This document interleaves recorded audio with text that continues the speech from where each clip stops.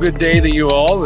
I'm Ned Sutherland with Barnabas Enrichment Ministries, and we're beginning a podcast to help and encourage small church pastors and small churches with God's calling for wherever you are in His economy. So today I'm with John Rogers and Ted Sutherland and Tim Hewitt, and we will be just chatting with you about the question that Ted is going to introduce today. So, Ted? Here's the topic. The size of the congregation doesn't limit God's power. Faithfulness is what matters most. We'll start with our resident expert, John. What are your thoughts? It's always interesting when you say the word faithfulness. What does that mean? There are all kinds of ideas about what that means. Does that mean I get up and I work hard and make sure that I am doing everything I'm supposed to do, and even when I'm tired, drag myself out of bed and do all that? Well, certainly that seems to be a part of it, but what's the real meaning of faithfulness? And I think on all these issues that we face, it's all going to come back to either me or God being in charge. And true faithfulness is tied to God. It's not faithfulness to the job, because anybody can walk around and look like they're a Christian and look like they're doing a job. But the power that comes in that responsibility of ministry comes from God Himself. And so faithfulness has to be tied to God. So that means when I analyze my faithfulness, am I looking at what I do, or am I looking at who supplies me the power and strength to do it? Tim? God didn't call us to build these great edifices or great congregation. He called us to be faithful, to preach the word. And I think sometimes we lose sight of that because we're in a culture that likes to compare notes and measure success in different ways. And often in a church, that is through numbers, number of converts, number of members, the size of the building, all these sorts of things. In our first conference we did, Ned, I remember we were talking about how that often pastors get together and they say, well, how was your church on Sunday? And did you have a good crowd? Or how big's your church? And you question, okay, so is it 60 by 70? Is it 25? Or is it, I had 110 or I had 12? And I know as a pastor, newly minted, I guess that was kind of a difficult point for me, because coming from a secular background, I wanted to measure myself. And the only way I could think of was by looking at those things. And it took a while. Actually, the book that you provided, Ned, was very freeing. The Carl Vader's book on the grasshopper effect was extremely freeing for me to realize, I am where God placed me. I'm here for a reason. And I'm here to minister to these people and to serve Him. So it's been a great realization on my part, if you will, that God isn't demanding I grow numbers, but that I be faithful and preach the gospel, preach Christ and Him crucified. I appreciate that. I remember my expectations were the thing that discouraged me most. Coming out of Bible college, the expectation was that I would build a big church, and it was all about numbers. And in that sense, it becomes pragmatic, whatever it takes to get the numbers. I'd like to tell you a few of the contests we used to do in the first church. Quite corny, but it was part of that, including, if I recall right, I swallowed a goldfish once to for some contest that we had. So it was some goofy things, but it all came out of whatever it takes to grow. Then I became took a sabbatical from the ministry and was part of a large mega church. And it was a wonderful ministry. God used it in many ways. As a result of being there, my wife and I were able to get involved in drama, something where we rented out the big Long Center in downtown Lafayette, Indiana, which would seat 1,200 people. And we had 1,200 people a few times for different performances. Well, that's something a small church can't do. So God has different sized churches for different purposes, all of them within the spectrum of what he wants in a church. But when you get the expectation you're going to grow, you can never meet your own expectations. But and it's good to have the tension of, I want to grow, I want to reach people, but at the same time to enjoy the place that God has called us to. And so we have a project at Barnabas that we're working on in talking with pastors and doing podcasts with small church pastors for the purpose of encouraging them to acknowledge who they are. So it's their person, the place that God has called them to. I'm in a little place called Rushville, Indiana, spelled like Russia, but there's no collusion. In fact, there's no Russian connections at all. It's actually, well, we won't go into that, but God has called us here, and it's a town of about 1,300 people. So it's small town, small church, but God's given us a place, ministry in the community. And though we are growing slowly, although at times we're losing, and sometimes the losses are quite quickly, but at the same time, we're accomplishing God's purpose for us here in Rushville. But the expectations were the things that just couldn't live up to. But once I got to the place of understanding God's place for us was Rushville, God's purpose for us was to be community minded. And then in that purpose, we could find God's passion in accomplishing that. So we want to encourage small church pastors to realize God has gifted them for the place that they're in, for God's purpose for them, and therefore grab the passion God has for us to accomplish his work and not be discouraged if part of God's calling is different than that. And I went a little long there. Ted, what are your thoughts? Well, kind of going off of what you guys have said, Tim mentioned people asking how many came to church. And I used to have the answer, well, we had between 200 and 300. I didn't tell him it was a lot closer to 2. But I had a pastor friend, a young man that had been in my church in Wisconsin, and he was in a small church. And so I asked him, well, how many did you have last Sunday? And I liked his answer. He said, we had those that God brought.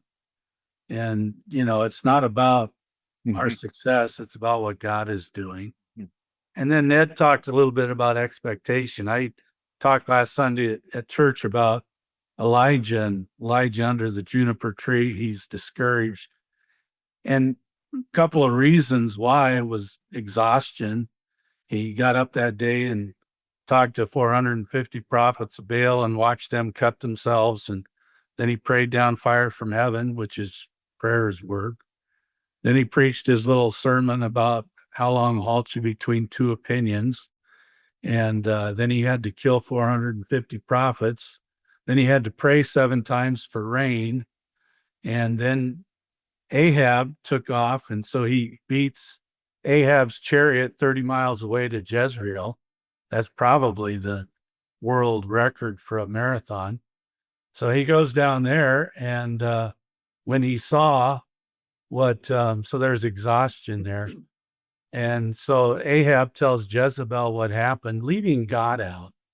And this is what Elijah did. And I think that's a big problem we have in America. Yeah. We're so discouraged because we leave God out and think about what the Democrats are doing or the Republicans are doing, and leaving out that all of this is where God's going. Yeah. So he's exhausted. And then there's the expectation. he goes down there, perhaps thinking that when Jezebel hears what God did at Mount Carmel, that Jezebel's going to get saved and there's going to be a great revival. Instead, Jezebel sends one of her servants to say, we're going to, by this time tomorrow, you're going to be dead. And so he runs another 80 miles, a day's journey, and is found under the juniper tree. So he's discouraged. So I think we need to get back to having expectations of not having expectations, just being faithful is what God has done. Mhm. I have a historical example. Tom Rouse talks about it. But a couple centuries ago, there was a humble minister in a little village in Leicestershire, England. Never went to college, didn't have any degrees, just a faithful village minister. But in his congregation was a young cobbler who he gave special attention to and taught him the word of God. Well, that guy turned out to be, he was William Carey, and one of the greatest missionaries of modern times. He had another guy in his church, a boy who he taught faithfully and gave attention to and encouraged. And the kid just had a lot of character. And his name was Robert Hall, became perhaps the mightiest public orator of his day. And his sermons influenced statesmen. And you think, well, this one village minister didn't do much, but he was a faithful witness to a couple people and gave India William Carey and England Robert Hall. So faithfulness is important. Very good. Yeah. Tim, what gave you heart for this ministry? Oh, what year was that? That was back in 2007. 2007. I was at a point where I resigned the church I was pastoring in Elkhart, Indiana. I just felt that's where God had led me to resign. And I just wasn't enjoying the ministry at the time. I was frustrated. I didn't want to study. And that as a pastor, that's a problem because we got to be studying and we got to be preparing. And I had no heart to do it. So I felt I needed to resign rather than take the church down with me. It was a few months later, I realized that I was burned out. And that was the cause of my problem is, I'd been going for 12 years and pretty much nonstop, build a building, grown a church. Okay. Numbers. We started with 40 some, we had 150 and if you build it, they will come. And that's kind of a true thing in the sense that I had a lot of visitors. Anyway, as I was searching for another position, I discovered there were many, many churches out there, small churches, solo pastor, aging congregation, exact same situation that I was from.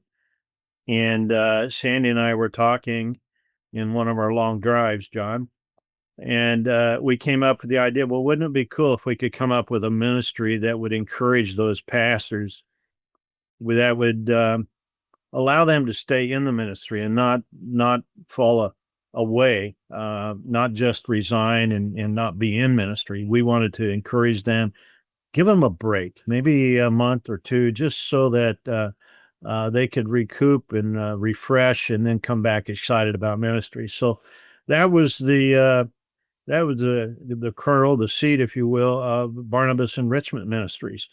And so back in 2008, we incorporated as a not-for-profit corporation and began ministry then. And it's been a wonderful ministry. We've been able to be in a number of different churches, encouraging pastors and the congregations, because usually the congregation needs encouragement as well if the pastor is discouraged. So it's been a great time. And we are blessed to have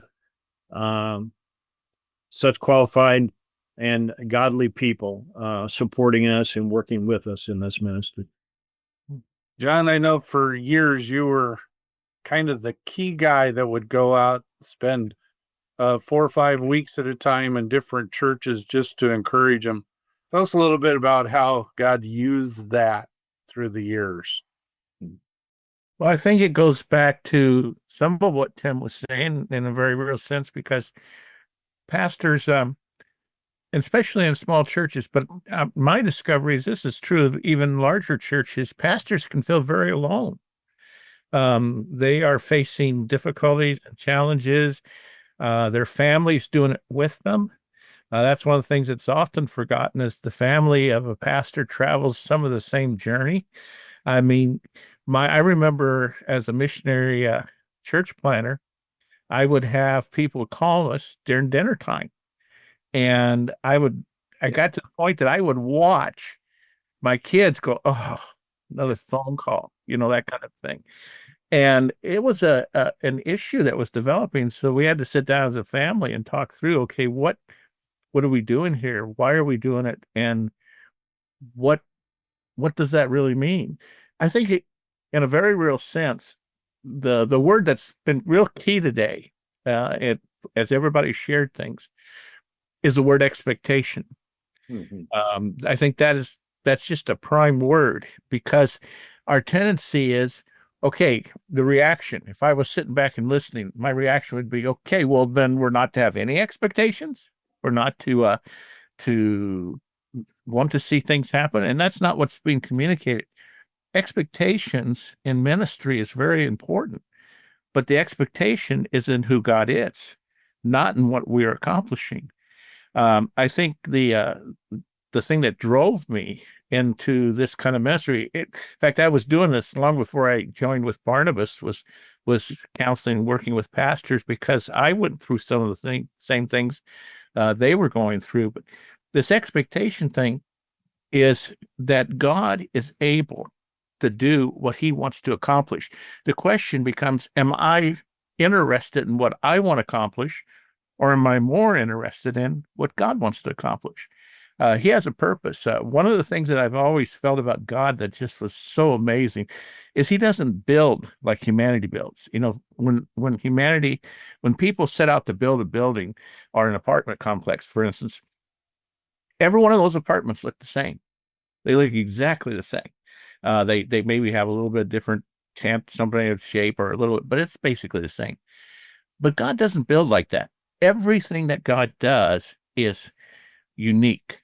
You take an elm tree. Every elm tree is different. You look at, well, a great classic illustration is snowflakes. They're all different. Every one, that kind of thing. God builds in uniqueness, and that's what he does. And that would mean that every human servant is not meant to be what another human servant is of God's. He's meant to be who he is that God had for him. Every local church is not meant to be a phototype of the next local church. It's meant to be a very, very unique collection of people that God has purposely designed to do what he wants that church to do. And if we begin to realize this, then we realize that expectations are powerful, because we're expecting God to do something. We're expecting God to guide us. We're expecting God to have the wisdom. The expectation is God is worthy of anything we believe in the way of his power. He's proves that he can take us through things. And he's also smarter than we are when he doesn't let something happen we think ought to happen. I mean, I hate to admit it, but I've had a few prayers where I said, God, I don't understand what you're doing. And I would have done that one different, kind of a thing. But God is smarter than us. And we know that. That's a technicality. We know that, but he really is. And because he's smarter, he knows when to let things happen. He knows when for them not to happen. He opens doors. He causes things to take place in our life that can frustrate us completely to put us someplace he wants us to be in order to do what he's wanting us to do. He's done that all through the biblical history. I think the key comes down to this. Why are we doing what we do? Is it because this is what we've been taught is powerful in ministry, and that's where worth and value is? When I get together with other pastors, do I talk about, what I've done to get that worth and value? I'm pastoring a church. I have people who really appreciate me. I do all that thing. I remember speaking in one church, and I was finished the service, and then as culturally within North America, I'm standing at the back of the church and I'm greeting people, and people are coming along and they're saying the usual, "Well, that's a fantastic sermon," or "That was great." And then this guy shows up. I'll never forget, and he yawns as he shakes my. Could you possibly put a few more sermons? And I could hardly stay awake in what you were talking about. Was that my value? What we need is an expectation of who God is because of who he is. And the only way we're going to know that is to know him. Oh, not the technical, okay, I did this and this, and I've done checked all the boxes, but to really know him, to really know who he is. Because when we're facing that issue in that church that we don't know what to do, or we're facing the issue of standing against wrong in a small church, which is very hard because you get the wrong person upset at you, and that church can almost disappear on you. Yeah. So you're going through all that stuff. So my expectation has to be tied to who God is, that he is bigger, more powerful, more wiser to know what should take place. And I can expect him to do that which needs to be done. And I grab hold of him. And sometimes I feel like a little child grabbing hold of daddy's hand, just trying to keep up. But God is the one that takes our church. He's built it to be what it is, and he's built it to do what he wants it to do. So the issue is not what you do, but what is God going to do? And by his grace, let me be a part of that. Wow. Well, that's good. A lot of good thoughts here today, and we're thankful for how God has used you, John, how God has used you, Tim. And Ted is just coming on with Barnabas Enrichment Ministries. It's exciting to think how that together we can encourage a lot of small church pastors, a lot of small churches. Amen. That God has a place and a purpose, and they can have passion for what God is doing. Well, thank you all, and we'll see you again next time on our podcast.